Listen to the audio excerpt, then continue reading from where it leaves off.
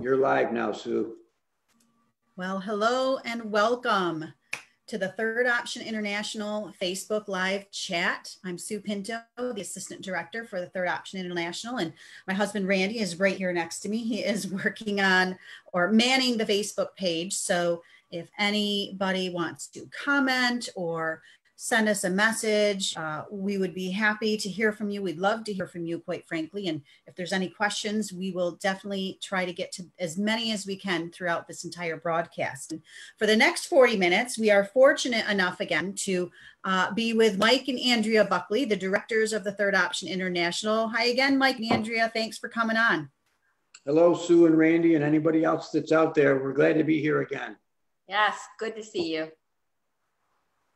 Thanks. Yeah, we really appreciate you joining us every week. So with every topic, there is a lot always to get into. So we're just going to go ahead and start.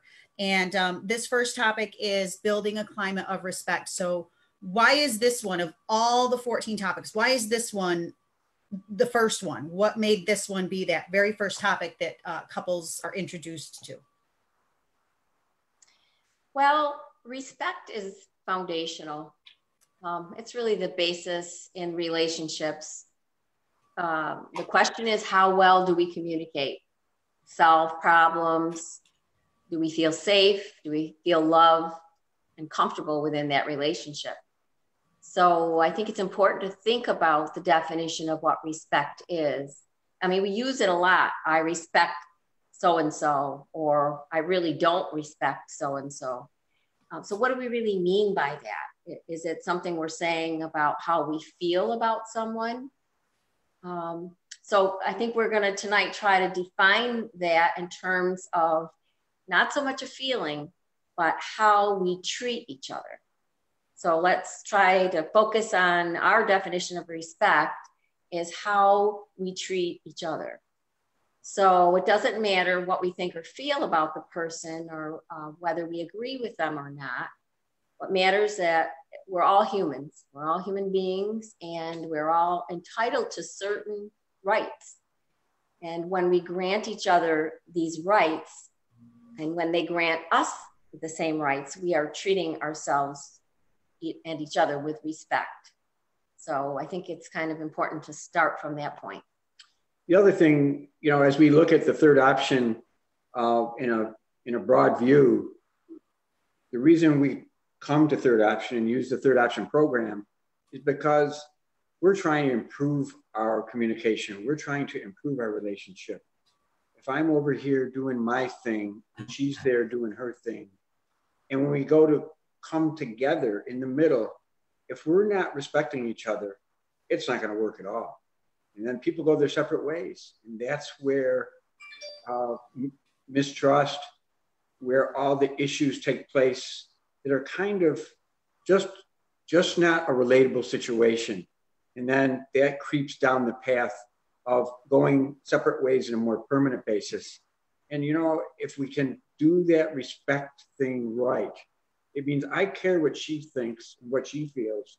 She cares how I think and I feel. We come together and we're able to share feelings on those issues and thoughts and ideas. And then we have a hope of making our relationship better. And it's so true. But, you know, what's always interesting is to think about how, while respect is that foundational, characteristic, but how it changes and why and how does it change from the beginning of a relationship? What do you notice? Why does it start out as, oh, everything the person says is great and wonderful, and I like that they like this, I like that they do this, and then all of a sudden, you know, after a period of time, you know, that respect kind of changes. How does that work? Why does that happen? Well, we hear from a lot of couples the same response that we think ourselves. When you're first meeting someone, you put your best foot forward. And in a relationship, it's kind of like going for a job interview. You're very respectful to not talk over the person that is wanting to hire you. However, in a marriage relationship, in the beginning, you're very eager to do the same thing. Listen very well, wait for the other person to talk. A few years go by, maybe not so many years for some of us, and you relax, and all of a sudden you find yourself talking from another room, talking at the same time, not really listening to what the person says. You know, very common for us, and working for 14 years with a lot of people, common. So it's just a relaxed, too comfortable feeling, I think. Well, you know, there are different stages in marriage. The romance stage, the guy's trying to win the girl, right? He'll do anything to win that girl. So he's really nice. He pays attention. He listens to the best of his ability, even though a lot of us can't listen at all.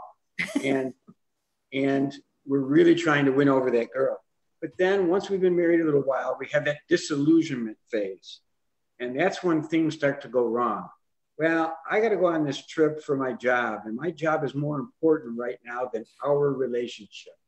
Well, I don't think anybody wants to hear that, but that's how sometimes we treat each other. And that's just not the way it should be. And then other times we enter into a misery stage where we're really mean. We start throwing pans and ashtrays at each other. Although I don't think anybody uses ashtrays anymore, but I think I remember that way back a long time ago. And you know, so in the misery stage, you know, things aren't going well. And that's when we start thinking about really breaking up. And, you know, hopefully we're able to get, once we've got our act together, and Third Option can help us get our act together, then we get what we call the true joy stage, where, hey, we now are more mature. We understand what the big picture should look like. And respect is a big part of that, because if we really care for that other person, the one that I've been married to for 48 years, I'm going to do those things, or else it's not going to work and we're going to have a miserable time. When we got married, Sue and Randy, there was no handbook. You know, there was no marriage 101 course. Most of us entered into this with no experience. So learning, when we were introduced to the Third Option and they talked about the Bill of Rights, well, we'd heard about the Bill of Rights in reference to the Constitution. You mean there's a marriage Bill of Rights? Well, there is. And so it became a very important topic for us, this whole concept of respect, as is highlighted in the Bill of Rights that we're going to talk about tonight. So we'd like to share that. I think you have a visual. I don't know if you want to quickly show the 10 Bill of Rights, and then we'll go through and I will absolutely try, because this is all new for all of us, as everybody knows. So I think I have it up there. Can you see that okay? We do. We see it. All right, good. So yeah, so these are the Bill of Rights, and I know that, you know, you're going to talk about these. So why don't you go ahead and talk about what each one of these means, and then, you know, we'll kind of discuss a little more about how do people come back to these Bill of Rights once they've started to really separate. Yeah. Okay. Yeah. Well, the first one is the right to space and privacy. What does that mean? Well, just because we're married doesn't mean that we have total togetherness. We each have a right to some space and privacy. For example, we don't open our wives or husbands' mail or eavesdrop on their telephone conversations. We don't give them the third degree when they just went out somewhere.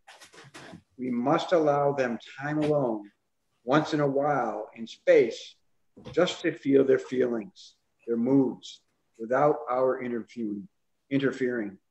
So we must allow them to set their boundaries, just as a country sets theirs. For me, this number one, space and privacy, Mike and I had to work that out. He came from a family with 6 siblings. I came from a family where I was the only child.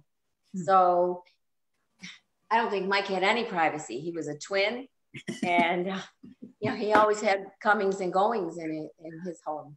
So he really didn't have a boundary, so to speak, for that. Whereas I did, on the other hand, I was quieter. I had my room. So it was an adjustment for us to think about how we were going to come together as a couple and how we would work out those boundaries regarding space and privacy. The second one, to be different, I guess we hear a lot about that, trying to be politically correct today in the world, and rightly so. It's a good thing that we're trying to train our world to be respectful of each other. So being different is very crucial. We're all unique. It's amazing how many people fall in love, get married, and then we just try to change the other person. It doesn't work.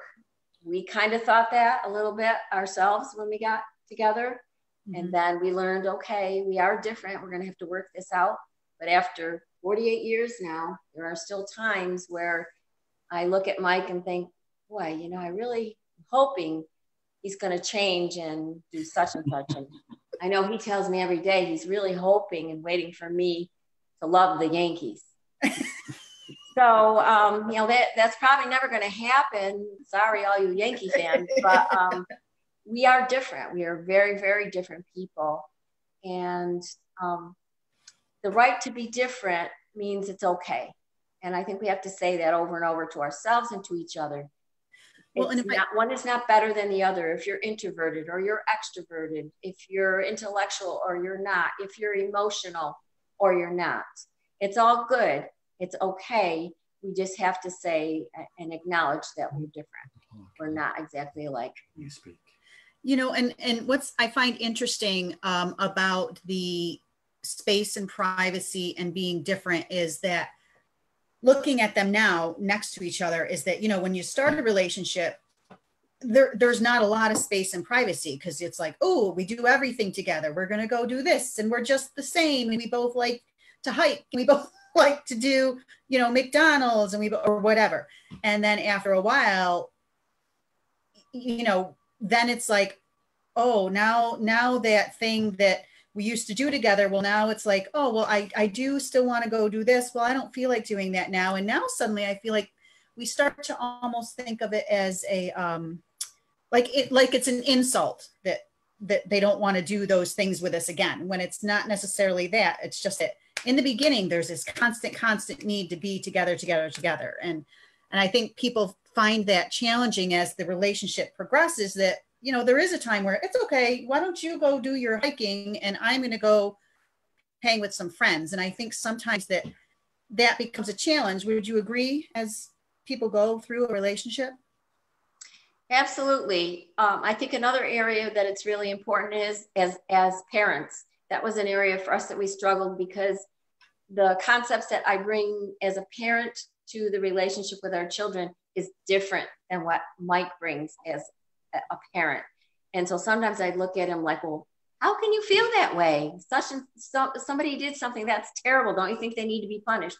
And he's coming from a different perspective. Well, you got to consider this or that. So we would always have to come to some understanding that, okay, well, we've got to make a decision here together, but we really do feel differently about it. We're different people. Mm-hmm. So, there's all kinds of examples of that. Yeah, and so the third item on the Bill of Rights is the right to disagree. Is that true? I can disagree with you? I never thought I could. I really didn't. I said, I better agree with her or I'm in trouble. I was a kind of a piece at any price guy, because I thought she was running the show as far as, feelings and how to act. I was 20 years old when I got married, so I didn't understand what emotions and feelings were all about. I had never done that. So if we are different, it stands to reason we're not always going to agree. So to hear that was a right, I really was glad to see that. And we all have a right to our own opinions, preferences, and feelings. And they're just as important as anybody else's, really. And our spouse not only has a right to disagree with us, but with themselves. They have a right to change their mind. And the fact that we disagree is okay. How we disagree, how we treat that other person is where we get into trouble. Our actions or our emotions can get us into trouble. Mm-hmm. So along the same lines, the fourth Bill of Rights is the right to be heard. We each have the right to express a different opinion, to be able to say it. And also we have the right to be listened to. Those are big, important things. I mean, small words, speaking and listening, but key to relationships. I have those rights, but I can't stop there and only see my way. Mike has those rights as well. Okay, the fifth right is to be taken seriously.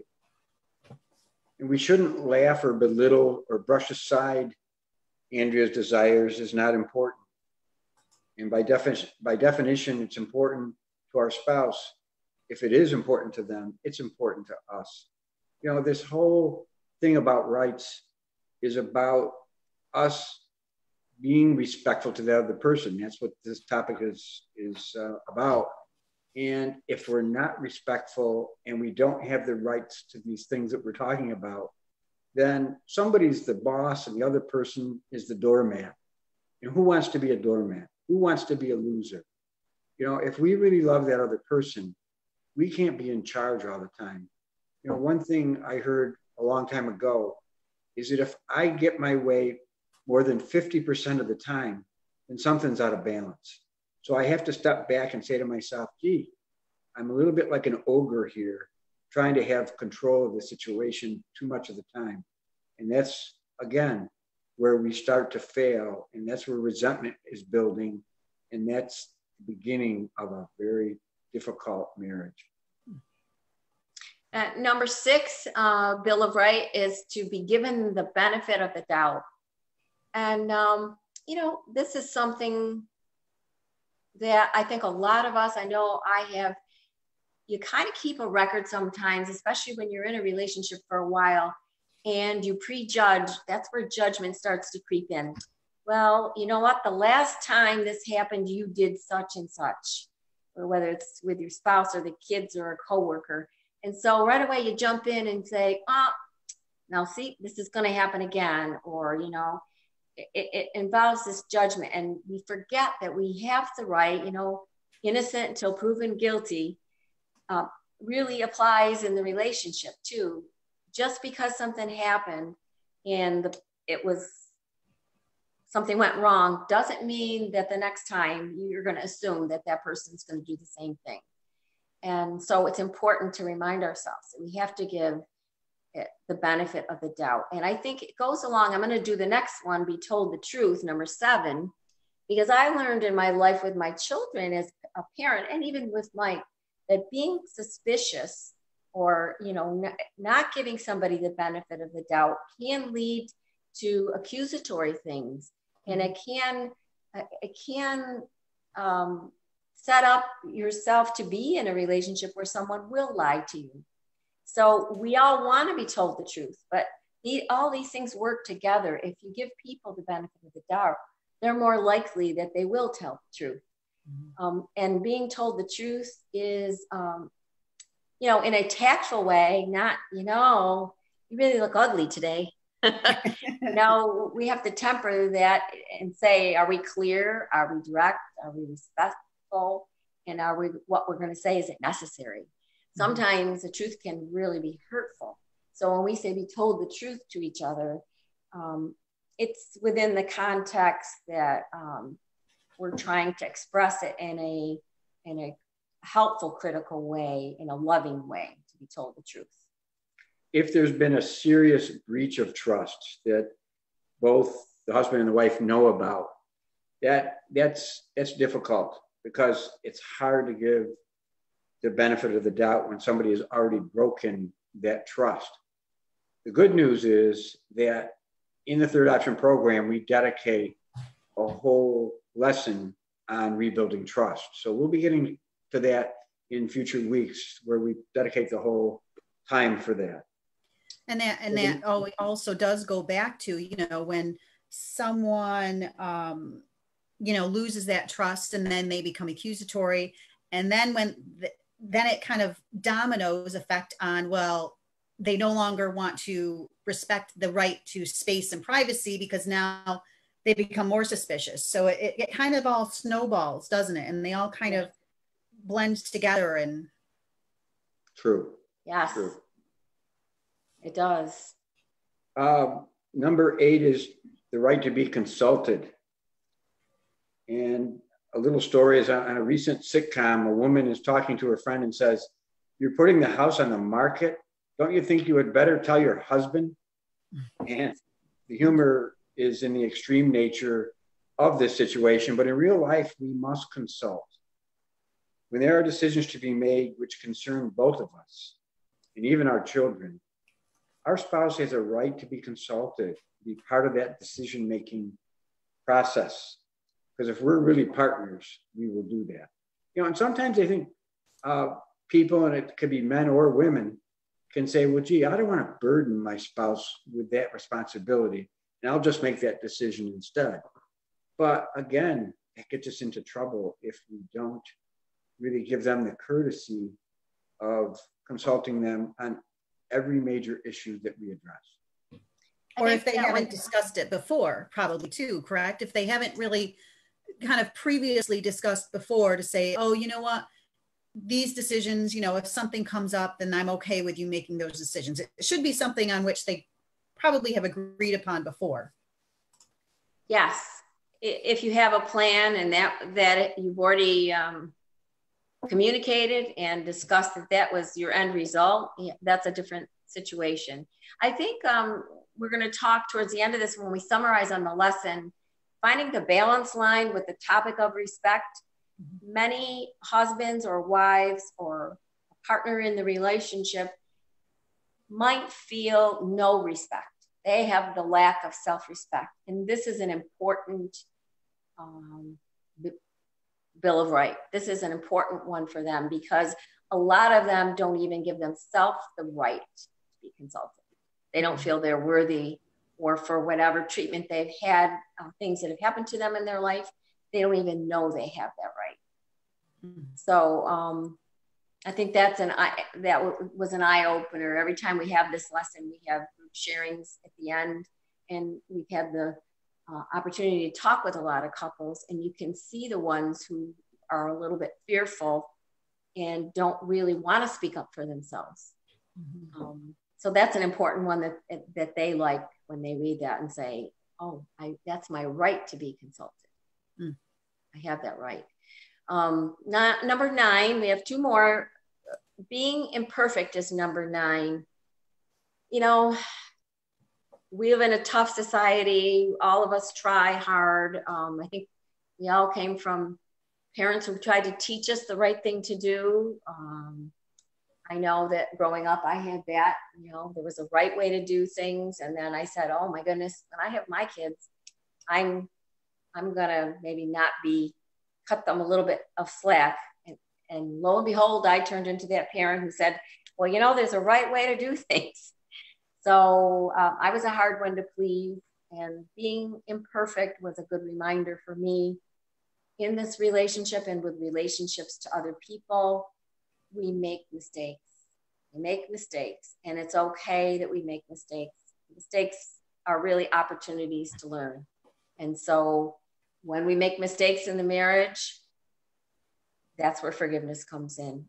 I make them, Mike makes them, everybody makes them. So that's an important Bill of Rights. Yes, and our 10th right is the right to courteous and honorable treatment. And sometimes we treat people that come to the door, strangers, we're polite, we're considerate, we use manners, we're courteous.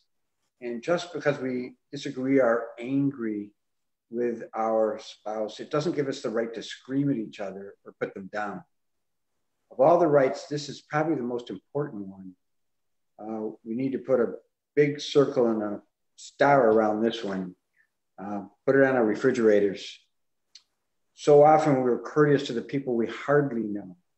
But when it comes to our spouses or our children, we aren't honorable with them. And they have a right to honesty, dependability, the keeping of promises. These are character traits. They're very important. And you know, when we grant our spouse these basic rights and treat them courteously, we're treating them with respect. But the other side of the coin is when we insist that others treat us this way, we are also exercising self-respect. And, you know, I look at all 10 of those and I can think of how many times I really screwed up in each of those 10. Every one of those, I had to learn the hard way. And so did Andrea. And sometimes there's scars from that.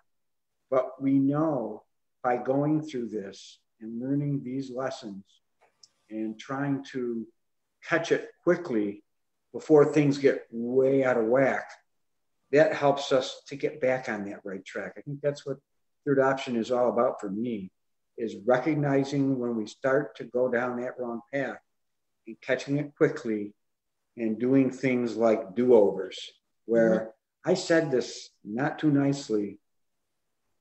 Let me rephrase that, Andrea. You know, I really didn't mean for it to come out the way that it did. And then we have that do-over and we try to get back on that track, because it can go south very quickly. And we do not want that to escalate. So how do we, you know, there's relationships that are, and I don't want to use the word volatile because I don't necessarily mean it, but emotions have been so strong and, you know, they're really over here, you know, on opposite ends in terms of how they feel about each other. And, you know, what do you recommend to say to a couple and say, you know, okay, we want to try to get to these Bill of Rights and really start to work with them and really respect those Bill of Rights and start to honor them on both our parts. When people are so far apart, how do we get them, or how do they, not we, how do they say, okay, honey, we're going to sit down and we are going to, you know, let's try this. Let's try this. What advice can you give them to say, let's try this? Well, so I think that what Mike said is simple. Those two words of do-over. You can have your own little code if you want, a symbol, ear tug, you know, you can do whatever it is. When you recognize that you're out of control in the way you're treating each other, I think we've all been there, where one or the other or both realize, you know, we've just gone in the ditch. We're so in the ditch. You got to stop yourself there. Awareness is number one. You know, you're doing something wrong. And then simply, like Mike said, you know, let's just do this over. Let's just go back. The sooner that you can resume respectful treatment, and by respectful tone, respectful, go back right to number one, recognize, you know, that people can make mistakes. They don't intend it. Did I consult? Am I being honest? Go through all those things, get back on the right track. That's all I can think of. Yeah, the other two words. I'm sorry. Well, I'm sorry is part of it. There's a whole lesson on forgiveness too. So we'll get to that in a coming week as well. But really, it's about self-change. And if you notice, I said the word self, because I think I entered my marriage relationship, and I know she did with me. I'm going to change that other person. I don't like the way that they act. I'm going to make them the way I think they should be. Well, how's that working for you? You know, it doesn't work for us. So when we know, you know, I've had a lot of people come to my office talking about a bad relationship and saying, well, my wife does this, my wife does that, my wife, you know, and all that. And I said, well, what about you? How are you treating her? And is she being respected? And in many cases, they're not. And, you know, they don't even recognize it because it's just a habit. And self-change takes effort, it takes time, and it does take that respect to make it happen. And, you know, we have been going to the third option for well over 15 years. We have to hear those messages over and over again, because if we're left to our emotions, we're almost always going to make the wrong decision. Mm-hmm. A person once told me this: if Mike and if I really wanted Mike to be like me, think like me, and be everything that I think I want him to be, and he was, then one of us would be unnecessary. So it's just my opinion, my belief system, that I think we have who we have so we can learn from that different person, that other spouse who has all these rights. And so that's the plan. We are two people trying to come to that point in the middle to be able to understand the other one. Yeah, and I think that, like you said, that most important thing is to really recognize when you are being disrespectful, or if you're not respecting yourself, not having enough self-respect, is to recognize that. That's the biggest part, is just recognizing it, admitting it, voicing it, and then moving on to that part to where you get to those Bill of Rights. So let's say you do get to those Bill of Rights with your spouse, and you're both in agreement and really want to work on this. Where do they go from there? What happens? What do we have to look at then? Well, every third option lesson has the balance line, right? Yes, it has the balance line.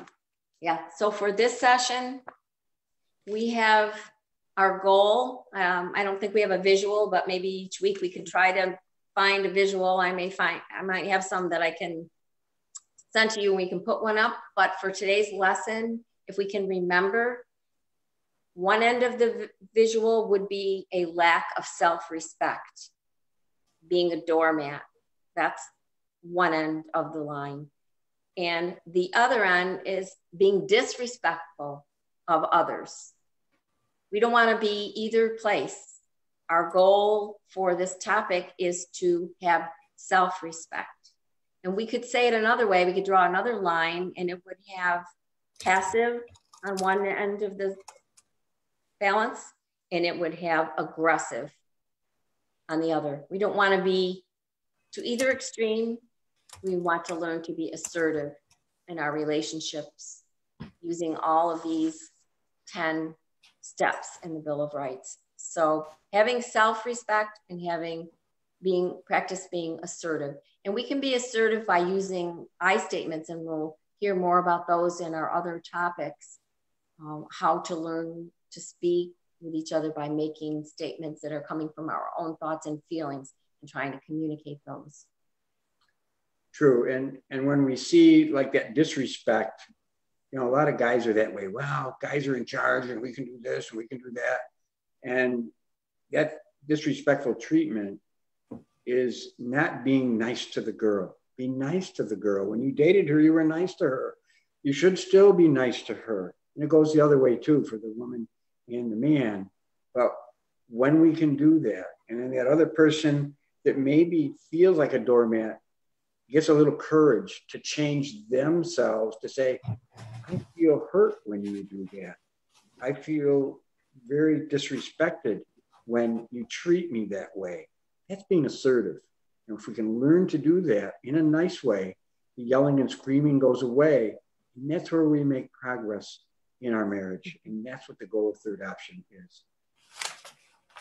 So as we get closer to the end of our time here, what can couples do? They post the Bill of Rights. They, really try to stick to them. They try to become more assertive, or they try to be more respectful. What can the people do this week? What can they work on this week to really, what do you suggest they work on this week, or do they write something down? How do they go through this week really working on this particular topic? Well, I mentioned the I statements. One or the other, they both can work on this because it's a self-change, like Mike said. I statements move towards the middle. Try to be assertive, not aggressive, not passive when you're talking. Things that have built up over years are not going to be, we have to be patient with the process. Things won't happen overnight. Habits don't change overnight. But if you're patient with yourself and with your partner, if you feel the respect has been challenged and abridged, it's never too late to talk about it and say the next day, for example. Being assertive is a skill. It takes practice. As you learn to do it, you'll be amazed how much better you feel about yourself and your marriage. There are questions. There's questions at the end of the lessons on the videos. I don't know if maybe we have time to go over any of those. Let me see. I have a worksheet here. You know, what we highlighted today, we said everybody has fundamental rights. Politeness and tact aren't just for strangers. Respect as a balance, we went over that. And stand up for ourselves, but not at somebody's expense. So we need to practice those things. People could ask themselves this week, do the self-examinations. Do I love and care for myself? Do I respect myself? Do I let others intimidate me or belittle me and then resent them? Do I insist on what I think are my rights? Am I honest about my feelings, opinions, preferences? Do I think my feelings and opinions are as valuable as somebody else's? Am I always the giver? What do I need to change about myself? And how can I begin? So these are all things, if somebody were in a third option group, every week they'd be given challenges in the form of these questions to take home and think about it. And then when we look at our relationship, do I respect my spouse? Do I treat her with respect? Do I accept her feelings, her opinions, her preferences as much as I do my own? Do I criticize? Do I nag? Do I make cutting remarks or ridicule? Do I have a campaign to improve her? I got to make her into the mold of what I think she should be. Or do I affirm her? Am I polite? Am I tactful in stating my case? And what do I need to change about the way I treat my spouse? So it's about taking inventory of where am I right now in this whole thing about respect and those rights. Maybe I've been going overboard, and maybe I've been dominant perhaps in certain areas. She might be dominant in others. But if we can keep track of the time that I didn't respect her and she didn't respect me, you know, which side of that balance beam am I on? And it will tell us where we need to do our work. And if we think about that this week, then that's where change can come in, that self-change. Again, I'm not going to change her. She's not going to change me. But if we think about this and try to put this into practice, it will work. It will work. And that could be an exercise. Just take a little piece of paper and stick it somewhere. And every time that you think you didn't respect someone or time that you felt disrespected, write it down. Just write a few words of what it was that triggered that incident, and then go back and look at it. Yeah, that's a great tool. Actually, it's a great lesson to work on this week. I think it would be very eye-opening for anybody. I mean, to do that. And I know going back to the beginning of the Bill of Rights, and I think it's important also to go back and try to remember that relationship from the beginning and what brought you to that person anyway.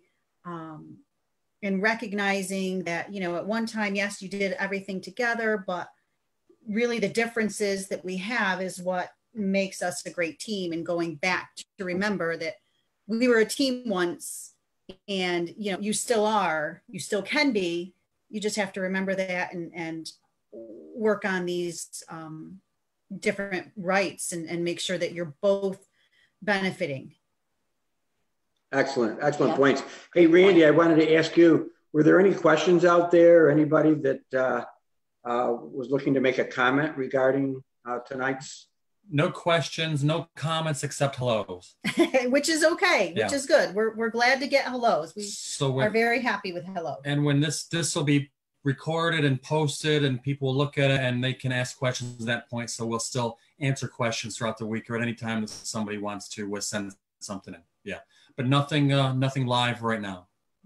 Great. Well, hope you have a wonderful week. Yes, thank you, Mike and Andrea, again for joining us. Thank you, any viewers who stopped in tonight to visit with us. As Randy said, the video will go on the Third Option International Facebook event page, and you can always go back and check it out. We'll be back next week with the next topic. And I've forgotten what it was right now, but responsibility in the blame game. Ooh, that's a good one. You. Next So week, right? Next week next week, Sue, we'll get that pointed finger out there and blame and shame. That's what we're going to talk about next week. All right. Thanks again. Everybody keep well. Take care. Thanks. Good night. Good night.